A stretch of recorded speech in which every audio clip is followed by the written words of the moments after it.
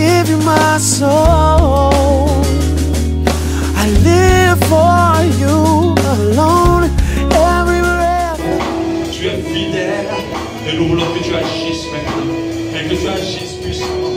Nous savons que nous n'avons pas de pouvoir sur notre action, mais nous t'en supplions, agis au milieu de nous. Seigneur, lorsque je suis en train d'enseigner, que dans ma bouche sortent tes paroles de puissance et de feu, pour tout le cœur endurci en ce lieu, et que tout cœur dur de pierre devienne des cœurs de chair, et que ta parole rentre et puisse produire du fruit en abondance, et qu'elle soit pas volée par le dévoreur. Merci Seigneur pour la puissance que tu libères en ce lieu. Oh Seigneur, tu libères en ce lieu. Alléluia. Nous nous assurons dans sa présence ce matin. Amen. Que Dieu vous bénisse. Nous allons passer à la parole. Nous sommes énormément bénis dans ce temps. Alléluia. Que le feu de Dieu qui a commencé à s'allumer en toi continue à grandir. Alléluia. Et qu'il ne s'arrête pas. Qu'il t'accompagne chez toi à la maison. Et qu'il ne te quitte pas toute la semaine. Amen. Amen. Que quelque chose de spécial se passe dans ta vie. Nous sommes à un jour spécial. Ce jour-là, c'est la Pentecôte. Et nous fêtons la Pentecôte parce qu'il y a eu une promesse qui s'est manifestée. Le Saint-Esprit survenant sur chacun de nous. C'est à partir de la Pentecôte que chacun de nous peut côtoyer avec le grand Saint-Esprit. Alléluia. C'est grâce à la Pentecôte que nous pouvons avoir une relation avec le grand Saint-Esprit. Cet esprit qui était réservé qu'à des hommes particuliers, aujourd'hui, il est répandu sur toute chair. Il ne rentre pas sur ta vie sur la condition de parce que tu es riche, sur la condition de parce que tu es beau, sur la condition de parce que tu es le responsable de l'église, mais tu es le pasteur. Non. Même si tu viens d'être converti aujourd'hui, le Saint-Esprit peut commencer à travailler avec toi. Il peut commencer à travailler en toi. Alléluia. Il peut commencer à t'utiliser. Alléluia. Amen. Et je bénis Dieu vraiment d'avoir permis à ce que le voile soit déchiré, afin que tout ce qui est du haut niveau du spirituel soit le partage de nous tous. Amen. Soit le partage de tout le monde. Et ça, c'est la plus grande bénédiction qu'on puisse avoir. Quand la Bible vous êtes bénis de toutes les bénédictions spirituelles dans les lieux célestes. Alléluia. Elle est plus importante que toutes les bénédictions physiques. Parce que les bénédictions spirituelles sont plus importantes. Le spirituel a plus d'impact sur le physique. Amen. Et nous devons comprendre en tant qu'enfants de Dieu que nous devons rechercher d'abord les choses spirituelles et non pas les choses physiques qu'on peut perdre du jour au lendemain. Où la parole de Dieu dit où la rouille et la taille peut atteindre. Amen. Nous recherchons ces choses-là. Merci Seigneur pour ton esprit. Est-ce que tu peux le dire avec moi? Merci Seigneur pour ton esprit saint dans ma vie. Si tu ne penses pas l'avoir reçu, le fait simplement de remercier le Seigneur est un acte de foi. Alors il descendra sur toi. Alléluia. C'est notre trésor le plus précieux, le Saint-Esprit en nous. Alléluia. Que Dieu te bénisse et qu'il commence à faire quelque chose avec toi par son esprit. Et que le Saint-Esprit continue à s'attacher à toi. Qu'il commence à te façonner, qu'il commence à te transformer au plus profond de ton cœur. Alléluia. Que Dieu vous bénisse. Je vous souhaite déjà avoir de continuer les bonnes fêtes de Pentecôte. Amen. Nous, on ne fait pas l'ascension et tout ça. Parce que l'ascension, Jésus nous a laissé, ce n'est pas un jour heureux pour nous. Alléluia. Amen. Mais quand même, c'était le jour où il partait pour aller préparer notre place au ciel. Amen. Donc, on est quand même un peu content. Mais nous, on fête la Pentecôte. On fête la Pentecôte. Alléluia. Ce jour-là où Jésus nous a permis d'expérimenter ce qu'il avait promis. Amen. On fête aussi la Pâque parce qu'elle signifie la délivrance du peuple de Dieu, de la servitude en Égypte. L'Égypte, normalement, dans le volet spirituel, ça veut dire le monde. Alléluia. Amen. Et Jésus nous a délivrés. C'est pour ça que nous fêtons la Pâque. Voici les deux grandes fêtes importantes pour ceux qui lisent la parole de Dieu et qui comprennent vraiment l'importance des choses dans cette parole. Nous allons continuer notre enseignement. Amen. Amen. On continue, on ne laisse pas, on tient là-dessus. Parce que ce qui est plus important, la Bible dit, sans la sanctification, personne ne verra Dieu. Et comme moi je veux voir Dieu, je dois savoir plus sur la sanctification. Alléluia. Ce qui est paradoxal dans les chrétiens d'aujourd'hui, la parole de Dieu est qu'il nous rassure blanc, qu'il est plus difficile à un riche de rentrer, plus difficile à un chameau de rentrer par le trou d'une aiguille qu'à un riche de rentrer au royaume des cieux. Mais quand on a fini de dire ça, tout le monde veut être maintenant riche. Donc moi je ne comprends pas. Pour moi qui suis scientifique, la logique veut dire, si tu cherches à être riche, ça va être plus difficile pour toi d'accéder au ciel. C'est ce que ça veut dire en fait. Mais les hommes veulent être riches pendant que Jésus a dit qu'il sera plus difficile un chameau de rentrer, il est plus facile un chameau de rentrer dans un trou d'aigu qu'un riche de rentrer dans le ciel. Alléluia. Donc nous comprenons que c'est très important pour nous de chercher les choses d'en haut. On n'a pas dit de négliger cette vie, mais rechercher les choses d'en haut. Et quand Dieu me parle de sanctification, il me dit que sans ça, je ne peux pas voir Dieu. Alors je ne peux pas empêcher quiconque ou quoi que ce soit de m'empêcher de voir Dieu. Et quand la Bible dit voir Dieu, ce n'est pas voir Dieu de ses yeux physiques, c'est voir Dieu dans ses affaires, voir Dieu dans sa vie de tous les jours, voir Dieu dans son mariage, voir Dieu dans ses projets. Alléluia. Voir Dieu après cette vie. Alléluia. Et moi, comme je le veux le voir dans toutes ces choses, alors je me sanctifie. Parce qu'il n'y a pas d'autre mesure. Si on te dit, viens donner telle offrande pour que tu expérimentes quelque chose avec Dieu, mon frère, on entend te donner la sorcellerie. Parce que tu n'as pas besoin d'une offrande pour expérimenter Dieu. Tu as juste besoin de te sanctifier. Tu as juste besoin de te purifier. Les gens pensent qu'ils sont plus intelligents que Dieu. Continue à vivre comme tu vis. Je t'assure, sans prophétie, ta vie n'ira pas loin. Je ne te maudis pas. Parce que ceux qui réussissent sans Dieu, on sait où ils vont. On sait par quoi ils passent. Mais nous savons que la bénédiction de l'Éternel, la Bible dit que c'est celle-là qui enrichit. Et ne se fiche faire sur d'aucun chagrin. Ça veut dire que quand Dieu te bénit, il n'y a plus de problème après. Il n'y a plus de situation après. Quand Dieu te donne le mari selon Dieu, ou la femme selon Dieu, ce n'est pas une femme qui va venir te créer des problèmes. Quand il te donne une richesse selon Dieu, ce n'est pas une richesse qui va venir te créer des problèmes. Avec la bénédiction de Dieu, il n'y a aucun chagrin. J'aimerais nous encourager à chercher les choses de Dieu. À être en phase avec Dieu que d'être en phase avec ce monde. Alléluia. Quand nous voyons nos enfants tout petits, ces enfants-là, si ça dépendait de chaque jour, on aurait mis des assiettes de bonbons devant eux pour manger. On est d'accord? Parce que chips, bonbons, voilà, quand c'est ça, c'est bon. Les chips, les bonbons, le coca, le Fanta, voilà la nourriture d'un enfant. Mais nous, les parents, nous savons que si on donne ce régime à notre enfant, on le tue. J'aimerais te dire qu'il y a des choses qui sont peut-être bonnes dans ta bouche, intéressantes, qui te font du bien, mais dedans il y a ta destruction. Dedans il y a la maladie. Dedans il y a la mort. Quand on interdit à nos enfants, ce n'est pas parce qu'on ne les aime pas. On sait qu'elles sont bonnes pour eux. Parce que quand un enfant servait un verre de Fanta à un enfant, vous pouvez le faire tout. Quand vous servez déjà dans le verre et puis voir le verre transparent, le Fanta à l'intérieur, tu dis va même chercher ça, va me faire, il va tout faire. Parce qu'il connaît le goût qu'il y a quand le Fanta passe dans la gorge. Mais est-ce que c'est bon pour lui? Non. Qu'il en boive tout le temps. J'aimerais te dire une chose. Ce qui te fait du bien, là, rassure-toi que ce n'est pas ta destruction. C'est pour ça que nous qui avons compris, nous ne regardons pas les choses avec les yeux physiques. Nous n'écoutons pas les gens qui disent tant que ça te fait du bien, vas-y. Tant que tu es heureux, vas-y. Ce n'est pas biblique. Parce que quelqu'un peut te rendre heureux aujourd'hui et te rendre malheureux pour toute ta vie.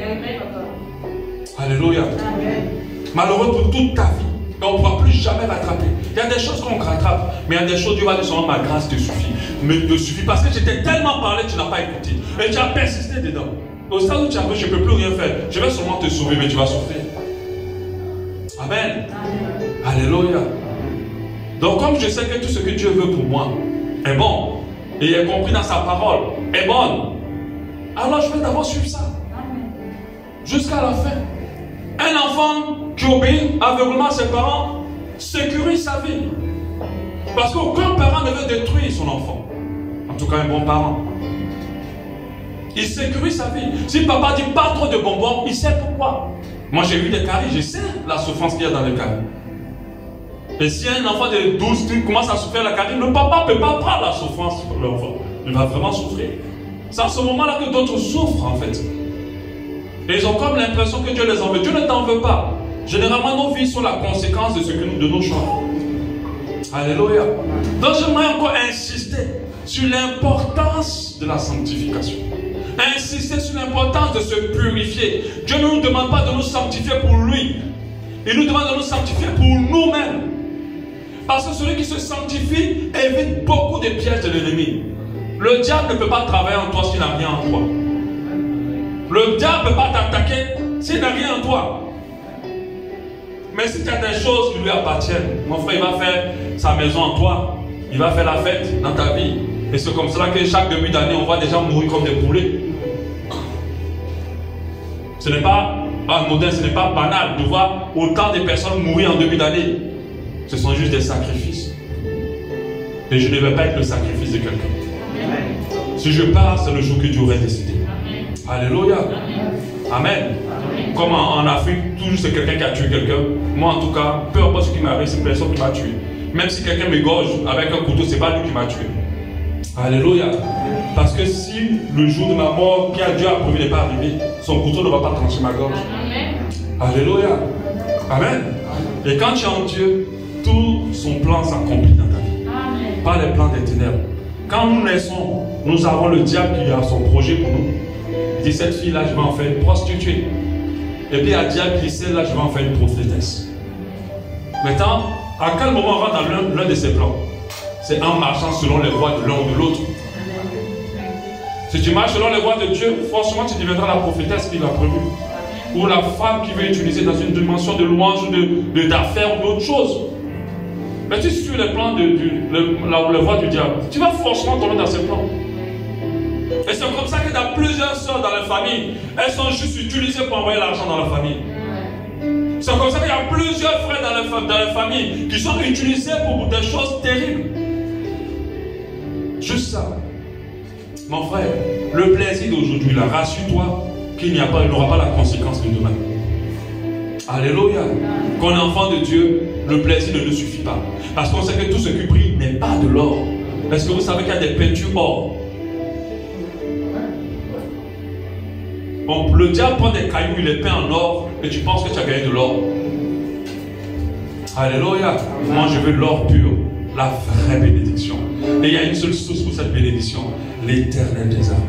Elle ne sort de nulle part. J'aimerais dire à quelqu'un, ne te laisse pas tromper. Tout ce qui te fait plaisir aujourd'hui peut être ta destruction demain. Amen. Si tu acceptes de souffrir aujourd'hui, demain tu seras heureux. Demain tu seras heureuse. Demain tu seras en paix. Parce qu'il faut payer un prix quand même pour ta vie. Alléluia. Que Dieu nous bénisse. Donc on est en train de voir un enseignement qu'on a commencé depuis deux dimanches, de la sainteté au péché. Je disais que la sainteté n'était pas une action, c'était un état. Quand tu acceptes Jésus, tu deviens saint. C'est pour ça que la Bible dit les saints. Les saints. L'apôtre Paul passe son temps à indiquer à nommer les chrétiens en les appelant les saints. Pas parce que c'est une pratique, mais c'est un état. Et je dis que celui qui n'a pas l'état de saint ne peut pas non seulement être sauvé et ne peut pas traiter directement avec Dieu. Parce que Dieu est saint. Et seulement ceux qui sont saints peuvent traiter avec lui. Si tu n'es pas saint, fais toutes les prières, les jeûnes que tu veux, tu ne peux pas traiter avec Dieu. Le lieu très saint est ouvert pour les saints. Je n'ai pas dit pas pour ceux qui pêchent. Je dis pour les saints. Parce que le statut de saint est entretenu par la sanctification, qui est une pratique. C'est pour ça que d'autres personnes sont dépendantes des hommes de Dieu. Ils sont obligés d'utiliser la sainteté des hommes de Dieu pour traiter avec Dieu pour eux. Pendant qu'eux, ils peuvent traiter avec Dieu.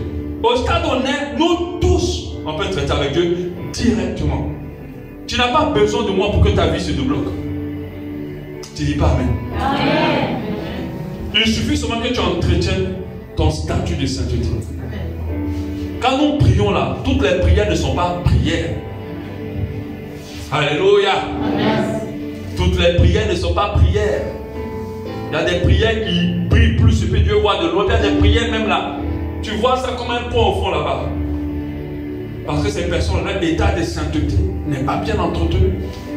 Mais malheur pour toi si tu perds cet état. Et beaucoup de chrétiens sont en train de quitter la sainteté pour venir à l'état du péché et dans l'état de pécheur. Et à cause de cela, plusieurs se sont éteints dans l'église. Ils sont les responsables des pasteurs, mais ils n'ont plus le statut de sainteté, de saint. Et ils ont perdu ça. Et moi je suis là, me laissant utiliser par Dieu pour t'enseigner comment briser ce processus. Si tu as commencé à rentrer dedans, le diable utilise deux étapes dans le processus de te ramener à l'étape d'avant. Un, ça te fait tomber dans le péché plusieurs fois. Plusieurs fois. Le même péché ou divers péchés. Tu sais que c'est pas bon, mais tu n'as pas la force d'arrêter. Mais sache qu'à chaque fois que tu tombes dedans, ça veut dire que tu es en train de perdre ton statut de saint. Et la Bible dit n'éteignez pas l'esprit. Mais le plus grave, la seconde étape, c'est maintenant de te faire asseoir dedans. Il y a des gens qui sont plus convaincus de certains péchés. Ils n'ont plus la conviction de certains péchés. Ils sont dedans, ils ont trouvé toutes les raisons pour y rester. Mon frère, ma soeur, quand tu atteins ce stade-là, Dieu ne peut plus traiter avec toi. Il a dit, ceux qui connaissent leur Dieu savent qu'il est saint. Et ces personnes-là se sanctifient. Alléluia. Moi, je ne sais pas quel Dieu vous priez, mais le Dieu que je prie, il est saint. Amen. Amen. On a tous vu une tante, ou une tante, ou un tonton, où quand il part chez lui, c'est la propriété. Propriété, c'est ça, non? Propriété, ou même propriété. Propriété. Voilà. Quand tu pars chez lui, moi j'avais ma tante là, elle touche même le mur pour voir s'il n'y a pas la poussière. Mais quand tu vas chez elle, tu ne peux pas t'amuser comme tu veux être avant. Sinon ton séjour là-bas se raccourcit. Tu ne peux pas laisser tes habits comme ça. Tu ne peux pas te laver dans la douche sans essuyer. Tu deviens propre, même si tu n'étais pas propre. C'est ça avec Dieu. Tu veux faire long feu avec Dieu, sois saint. Si tu n'es pas saint, toi avec Dieu, vous ne pouvez pas traiter. Tu vas passer par quelqu'un de saint pour plaider à ta place. Parce que tu vas beau prier, rien ne se passera. Et c'est comme ça que la vie de beaucoup de personnes sont bloquées. Parce que la prière retombe sur eux. Dieu écoute les saints. C'est pour ça que faites attention pour ceux qui aiment maltraiter, ceux qui suivent le Seigneur, ceux qui marchent avec le Seigneur, pour ceux qui aiment pousser dans le péché, ceux qui veulent marcher avec le Seigneur. Faites attention. Car à vous, si vous éloignez un saint de Dieu des voies du Seigneur, vous avez affaire à Dieu. Car à vous, si vous touchez un saint de Dieu et vous lui faites du mal dans le but de le détruire, vous avez affaire à Dieu. Alléluia. Il y a tellement d'avantages à être saint que je ne sais pas pourquoi les gens aiment le péché encore. On devait tous être saints dans ce monde. Alléluia. Parce que le Dieu qui tient le monde dans sa main, qui a toutes les richesses au-delà de toute richesse dans ce monde, qui quand lui il avait 3 personnes, ne peut être contre toi. Alléluia. Même si tu es le protégé même du président des États-Unis, tu n'es pas en sécurité totale. Parce que le président des États-Unis ne peut pas te protéger spirituellement. En prenant Dieu te protège non seulement physiquement, mais spirituellement aussi. Aucun sous-marin, aucun fusil nocturne, aucun quoi ne peut t'atteindre. Amen. Alléluia. C'est lui la perfection. Moi je ne vais ailleurs et je ne me confie à personne. Donc le diable fera tout pour nous amener dans cette froideur, dans cette vomissure. Et beaucoup de chrétiens sont arrivés. On voit des gens aujourd'hui qui disent, toi tu veux dire quoi, tu es plus chrétien que nous. Nous on était chrétiens mais tu portais encore la couche. Lui mais tu n'es plus chrétien. Alléluia. C'est pour ça que la Bible dit les derniers seront des premiers. Ce n'est pas parce que tu as connu Jésus en premier que tu vas finir avec Jésus. Que tu vas être le premier au ciel. Et j'ai dit, comme je l'ai dit la dernière fois, la marche chrétienne, ce n'est pas une question de prouesse. Ce n'est pas une question de vitesse non plus. C'est une question d'endurance. Celui qui résiste jusqu'à la fin, qui reste en Dieu jusqu'à la fin. Même si tu as délivré le monde entier, et que ton nombre a chassé les démons, et que tu as arrêté avec Dieu, tu es zéro. C'est pour ça que Dieu dit, des prostituées vous dévanceront dans les cieux. Alléluia. Donc faisons attention. Ce n'est pas le fait d'être chrétien aujourd'hui, c'est le fait de rester chrétien. Frère chrétien, je n'ai pas dit celui qui va dans une église jusqu'à la fin. On a tellement de personnes autour de nous qui n'ont plus Jésus, qui ne connaissent plus le Seigneur, qui sont des gros religieux. Le vrai combat de la foi dans nos cœurs, c'est de ne pas tomber dans la religiosité. Amen. La religion, c'est de faire toutes choses sans y mettre totalement nos cœurs, sans y mettre la foi. C'est de faire toutes choses selon les hommes et non pas selon Dieu. Un vrai chrétien s'occupe du regard de Dieu, mais non pas du regard des hommes. Amen. Et quand tu t'occupes du regard de Dieu, même les choses que personne ne voit, tu ne le fais plus. Tu cherches à marcher droitement. Mon frère, dis à ton voisin, personne ne va m'empêcher de rentrer dans le ciel. Tu vas dire, ce n'est pas l'argent. Ça ne sera jamais l'argent. Ça ne sera jamais le succès. Ça ne sera jamais le mariage. Ça ne sera jamais mon papa, ni ma maman. Au nom de Jésus. Alléluia. Et que cela soit fait ainsi dans ta vie. Amen. Alléluia. Où je suis là, je ne suis pas en train de faire ministère pour que quand Jésus vienne, et puis moi je vais rester. Ah non, ça jamais. Hein, dis à quelqu'un jamais. Moi je vais rester. Je vous ai dit, tout ce que je fais là c'est d'abord pour moi. Je suis sauvé et vous me suivez. Celui qui veut me suivre, me suit. Mais quand Jésus va arriver, il faut que moi je m'envole. Alléluia. On dit clin d'œil, il n'y a même pas l'affaire de s'envoler. Parce que clin c'est tellement rapide. Il n'y a pas l'affaire d'attraper la vie de quelqu'un. Si tu attrapes, tu vas rester à la vie, peut-être tu vas l'aller amener au blanchisseur, mais lui il est parti. Lui il est parti. C'est pour ça qu'un jour le pasteur Marcelo disait les sous-vêtements, portez des bons sous-vêtements, prépare que quand vous partez, il y a la honte derrière vous ici. Parce que tout va rester. Tout. Même si on a mis un fer dans tes os, le fer va tomber. Il va rester. Rien ne partira de ce monde. Rien. Alléluia. Et quand on réalise ça, on apprend à accorder plus de valeur aux choses d'en haut. Comme je le disais tout à l'heure, beaucoup de chrétiens sont en train de redevenir charnels. Beaucoup de chrétiens sont en train de devenir religieux.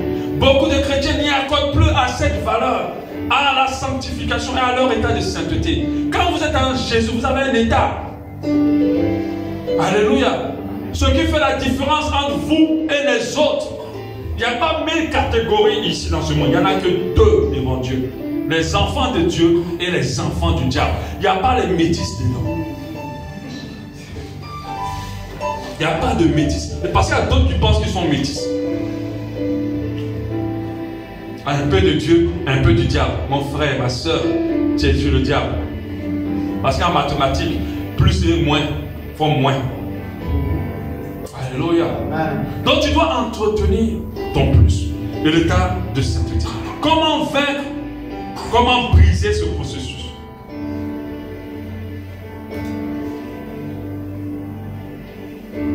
Alléluia. Comment briser ce processus? La pleine conviction du péché. Vous savez, ce dont tu n'es pas convaincu, tu ne peux pas laisser. Pleine conviction, c'est-à-dire réaliser dans ton cœur que ça c'est mauvais. Et être convaincu que c'est pas bon. Deux fois le diable va te pousser à dire non, c'est pas aussi grave que ça. C'est pas aussi mauvais que ça. Quand tu es dans cet état-là, mon frère, tu ne pourras jamais arrêter ce processus. Beaucoup de chrétiens pleurent parce qu'ils tombent, ils retombent, ils n'arrivent pas à arrêter. Parce qu'ils n'ont pas la conviction. Regardez les histoires de femmes battues par des hommes. Moi je dis à toutes les filles de cette église, si un homme t'a giflé une fois, surtout dans les fiançailles, romps tout. Arrête tout. Parce que qui gifle un jour va boxer après. Mais ces femmes-là, on va les presser, les battre, les frapper, les humilier. Mais pourquoi elles ne battent pas? Parce qu'elles ne sont pas convaincues que l'homme est mauvais. Elles ne sont pas convaincues que ça va faire leur ennemi. Parce que quelqu'un qui te tape de cette manière, un jour, tu peux mourir dans ses bras. Vous savez le nombre de femmes qui meurent dans les bras des hommes comme ça? Il y en a beaucoup. Avec le confinement, il y a eu énormément. En France, il y a une qui a été, elle a été, mais ça m'a, quand j'ai vu l'histoire, ça m'a, récemment, je crois, il y a un mois. Le monsieur l'a brûlé. Elle partait chercher ses enfants, elle ne voulait plus de ce monsieur. Et il ne voulait pas. Donc il a battu, et elle allait porter plainte, on l'a éloigné de lui. Et un jour, elle partait chez ses enfants, le gars a tiré sur elle, et il a versé le pétrole, et il a allumé une maman, une jeune maman d'à peine 32-33 ans. Alléluia. Elle est juste morte comme ça. Amen. Si une femme n'a pas la conviction qu'un homme est mauvais, dans toute sa volonté, elle ne pourra jamais le quitter. Il faut d'abord identifier le diable en lui. Il ne faut pas dire que c'est toi qui vas le délivrer. Tu n'es pas moi à la croix de Golgotha pour lui. Il est qu'à se délivrer d'abord avant que vous puissiez continuer. Mais n'accepte jamais à ce qu'un homme te donne une seule paire de gifles. Une seule. Il a quel droit de le faire? Quand il arrive à ce stade-là, il peut aller plus loin. Alléluia. Faites très attention. Donc, si tu n'es pas convaincu de quelque chose, tu ne peux pas quitter. Romains 14, 23 dit tout ce qui n'est pas produit de conviction, d'une conviction est péché. Romains 14, 23. Si tu n'es pas convaincu que c'est mauvais, tu vas rester dedans. Si le diable arrive à te convaincre que ça peut aller, c'est pas aussi grave, tu resteras dedans.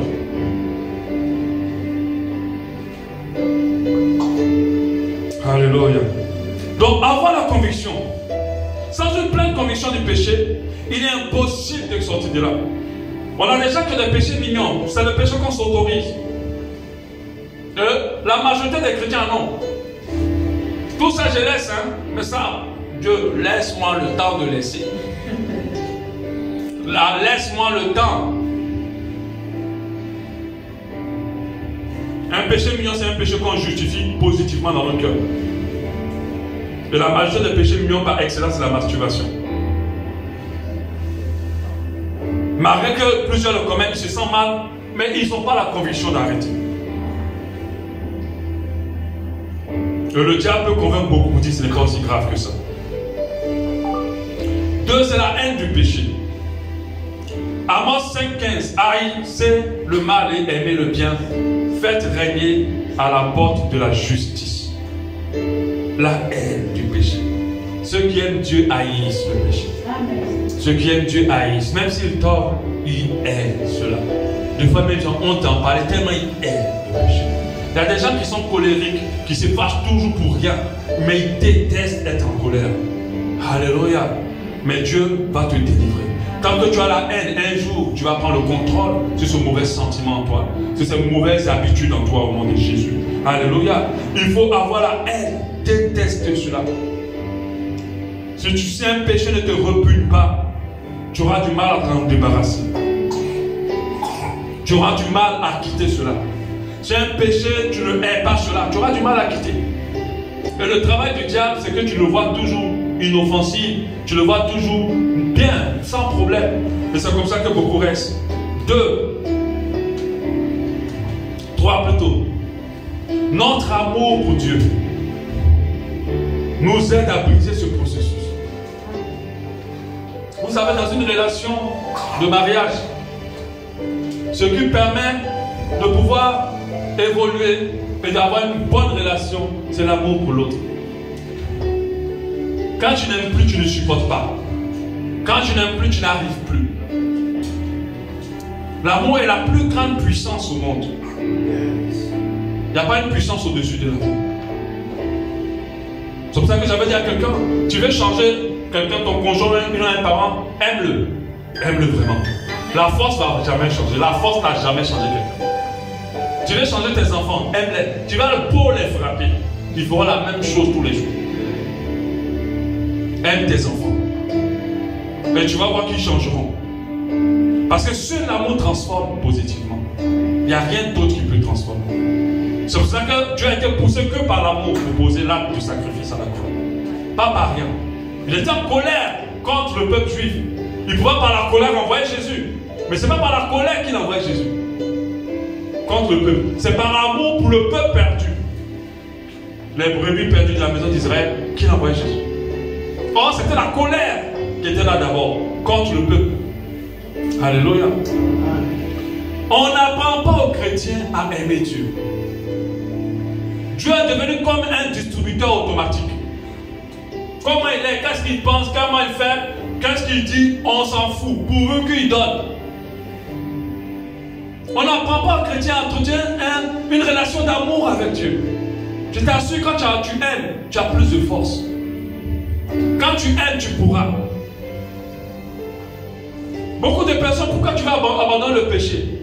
Les gens se disent, si j'arrête de pécher, Dieu va me bénir. Mon frère, tu n'auras jamais le courage d'abandonner le péché. Parce que Dieu va te bénir et tu vas maintenant plonger dans le péché, tu vas faire des brasses dedans.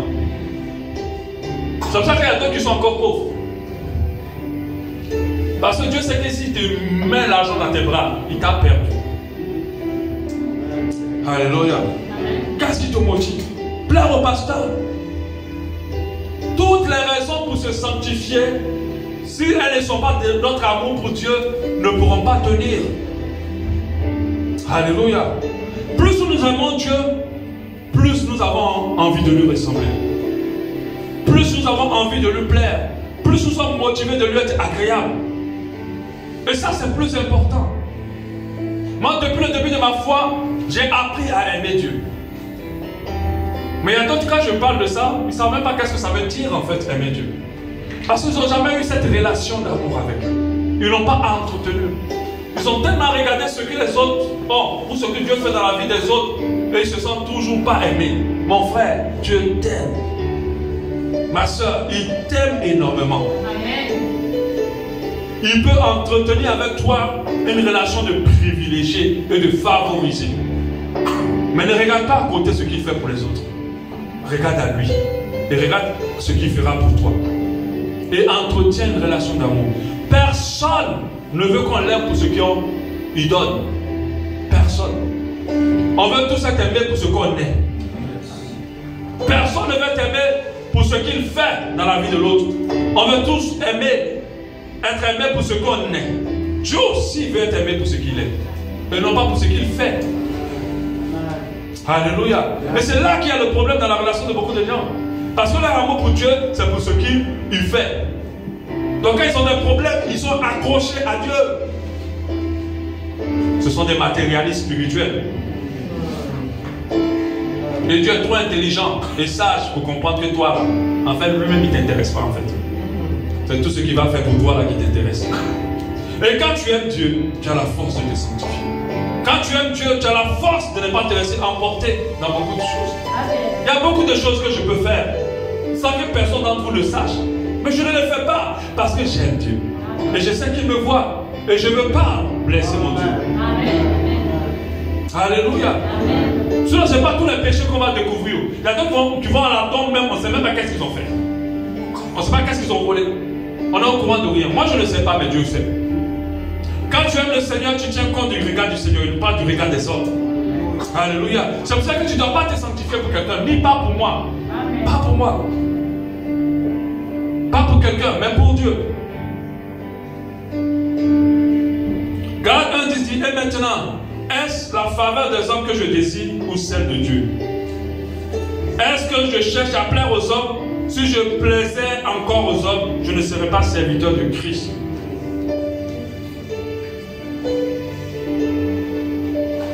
Alléluia. Moi, c'est à Dieu que je veux plaire. Et des fois, d'autres se sanctifient parce qu'ils sont serviteurs de Dieu. Ils se disent, non, je suis quand même le pasteur, je ne peux pas. D'autres se sanctifient parce qu'ils ont peur qu'on les attrape un jour. D'autres parce qu'ils ont peur de l'enfer. L'enfer, la peur de l'enfer disparaît toujours. Tu vas regarder un film, oh, l'enfer, l'enfer. Ce n'est pas la peur qui vient, qui nous amène à Dieu. Un jour, la peur va partir. Elle partira avec ton désir de plaire à Dieu. Alléluia. Amen. Je suis en train de sauter un peu. Et on a Jean 4, 34 qui nous dit, Jésus dit, ma nourriture est de faire la volonté de celui qui m'a envoyé et d'accomplir son œuvre. Ma nourriture, ça veut dire ce que je désire dans mon cœur, c'est de faire la volonté de celui qui m'a envoyé et d'accomplir son œuvre. La raison 4, c'est de marcher maintenant par l'esprit. Apprendre à marcher par l'esprit. Il y a d'autres, leur chair est tellement forte. La chair qui... À chaque fois que tu veux faire quelque chose, dis-toi, est-ce que c'est l'esprit qui me pousse ou est-ce ma chair qui me pousse? Et si tu commences à te poser ces questions-là, tu vois que la chair te pousse à presque tout ce que tu fais. Si tu marches par la chair, jamais tu sortiras de ce processus où le diable est en train de t'emmener dans l'obscurité et te fait perdre ton statut de saint. Faites attention, la Bible dit qu'il est impossible à celui qui a goûté à ce statut de saint et de l'avoir perdu de pouvoir revenir à nouveau. Hébreux 6, 4. Nous avons à veiller à ne jamais éteindre l'Esprit de Dieu en nous. C'est en marchant par l'Esprit qu'on arrive à dompter la chair. C'est en marchant, poussé par le Saint-Esprit, qu'on arrive à prendre le dessus sur la chair. Romains 7, 18 dit, ce qui est bon, je le sais, n'habite pas en moi, c'est-à-dire dans ma chair. J'ai la volonté, mais non le pouvoir de le faire, de faire du bien. Je veux faire le bien, mais je n'ai pas le pouvoir. Si tu commences par marcher par l'esprit, tu auras le pouvoir. Amen. Alléluia. Amen. Commence à te dire, mais ce que je veux faire, est-ce que je suis poussé par l'esprit? Ce que j'ai envie de dire, est-ce que c'est l'Esprit Saint qui m'amène là? Alléluia. Quand tu te poses cette question, tu vas commencer à enlever beaucoup de choses dans ta vie. Alléluia. Amen. J'en ai dit beaucoup et je mets un cinquième. On ne va pas tout voir, mais je pense que j'ai dit déjà un moment. Le cinquième, c'est la discipline. Être discipliné. Apprendre à surveiller ses habitudes. Vous savez, il n'y a rien sans source, sans feu. Comme on dit, il n'y a pas de fumée sans feu. Si tu sens pour tomber tout le temps dans un péché, ou dans plusieurs péchés, commence à dire, mais pourquoi je me retrouve là? Et tu vas comprendre qu'il y a quelque chose qui t'y amène. Commence à voir, et cette chose va se retrouver dans tes habitudes. La chair est faible, et c'est pour ça que la Bible dit veiller et prier. La prière est bien, mais elle n'est pas suffisante. Il faut veiller. Veiller sur nos habitudes, veiller sur nos paroles, veiller sur nos pensées, veiller sur ce qu'on regarde. Il faut veiller. Si tu ne veilles pas, malgré que tu aies prié, même si tu as jeûné 1000 jours, tu vas tomber dans le péché. Alléluia. Il faut veiller. Et l'autre élément, c'est la confession. Hier, pendant la retraite, on a fini la pensée que Dieu nous disait. Dis tout ce qui se cache, se fortifie. Tout ce qui est caché, se fortifie. Tout ce que tu gardes dans le secret, tu ne pourras jamais le vaincre. Tout ce que tu gardes dans le secret, jamais. Toutes tes prières ne vont pas te permettre de le vaincre. Parce que tout ce qui reste caché, se fortifie. C'est dans les deux sens. Dans le sens que des fois, quand tu as des projets, il faut apprendre à les cacher. Et à ne pas les ouvrir tout de suite. Parce que quand ils sont exposés, ils meurent. C'est pour ça que quand la femme enceinte, elle est enceinte, 9 mois, l'enfant reste caché. Caché pour se forger, pour se fortifier. Avant que le temps arrive, qu'il sorte et qu'il soit viable.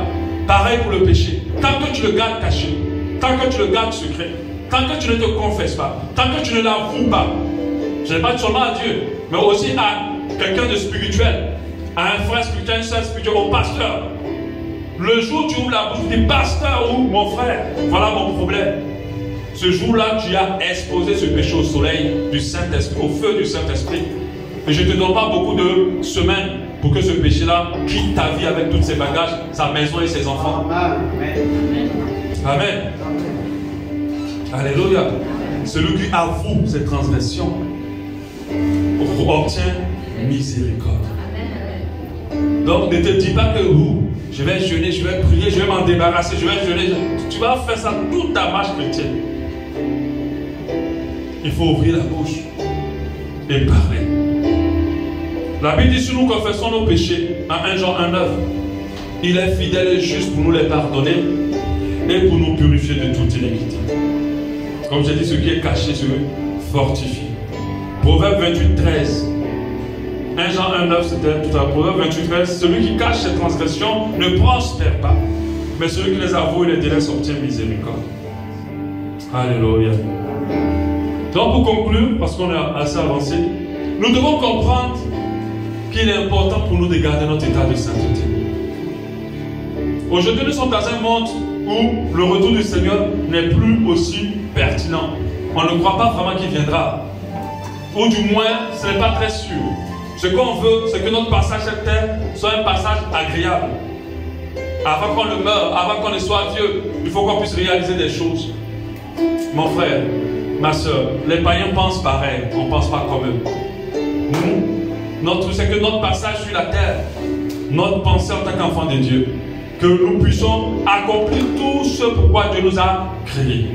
Parce que avant de créer quelque chose, on pense à ce qu'on va faire avec. Personne n'a créé une voiture, après c'est bon, qu'est-ce que j'en fais? Non. On se dit, je veux une voiture pour. Et c'est là qu'on crée la voiture pour. Et Dieu n'a mis personne sur le monde par hasard. Il t'a mis pour quelque chose. Et nous les enfants de Dieu, c'est Seigneur, pourquoi j'existe? Tous les jours que tu te réveilles, que tu respires, c'est parce que Dieu veut faire quelque chose avec toi. Parce que le jour où il n'a plus de plan sur ta vie, tu meurs.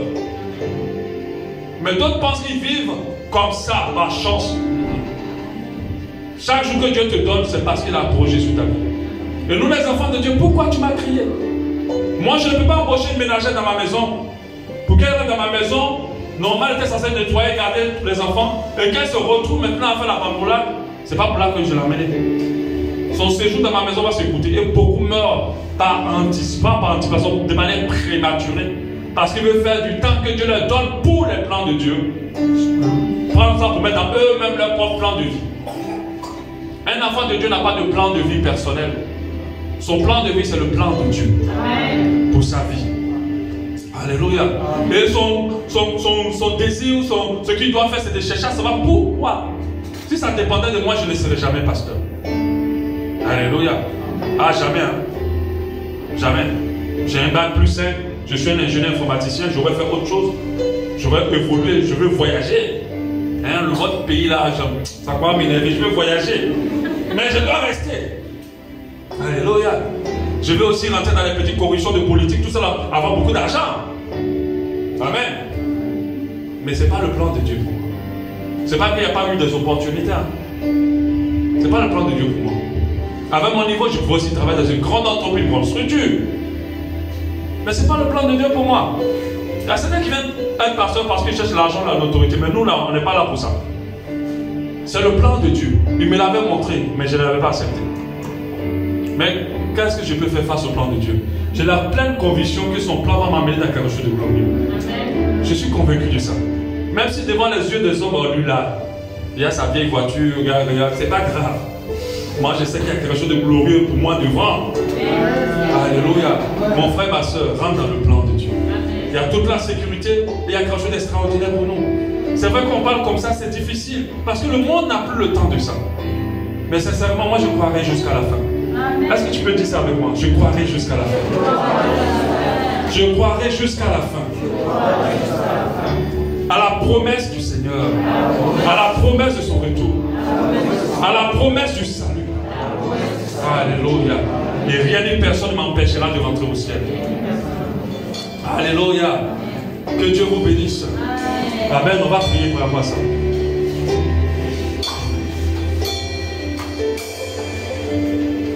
Alléluia. Je ne veux plus être la même personne. Remplis-moi, Seigneur. Je ne veux plus être la même personne. Remplis-moi. Oh, je ne veux plus être la même personne. Remplis-moi, Seigneur. Je ne veux plus être la même personne. Remplis-moi. Dis avec moi. Remplis-moi, Seigneur. Remplis-moi, Seigneur. Remplis-moi, Seigneur. Remplis-moi, Seigneur. Remplis-moi, Seigneur. Je ne veux plus être la même personne. Remplis-moi, dis-le avec moi. Je ne veux plus être la même personne. Remplis-moi, remplis-moi, remplis-moi,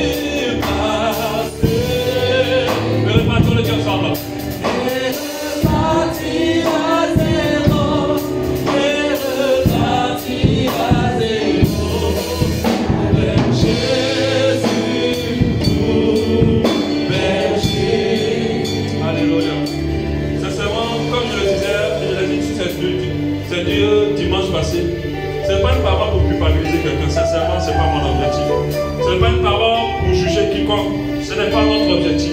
C'est une parole pour encourager quelqu'un à dire, à partir de maintenant, je change de cap. La repentance s'est faite demi-tour. À partir de maintenant, je me repens. Le message de Jésus, ce n'était pas, oh, tu vas prospérer, tu vas percer. Le message de Jésus, c'était, répentez-vous, car le royaume des cieux est proche. Et que ça soit une motivation pour quelqu'un. Je sais que ça ne va pas être facile de marcher vers la pureté. Mais je crois au nom de Jésus que tu recevras la force pour pouvoir y arriver et d'entretenir ton état de sainteté. Que le feu du Saint-Esprit reste et soit ton partage au nom de Jésus. Alléluia. Que Dieu vous bénisse. Amen.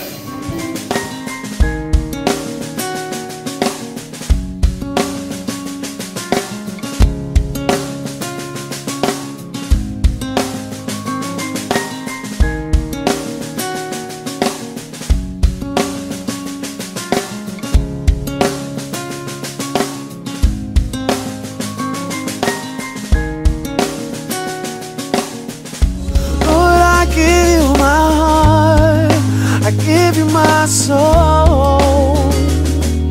I live for you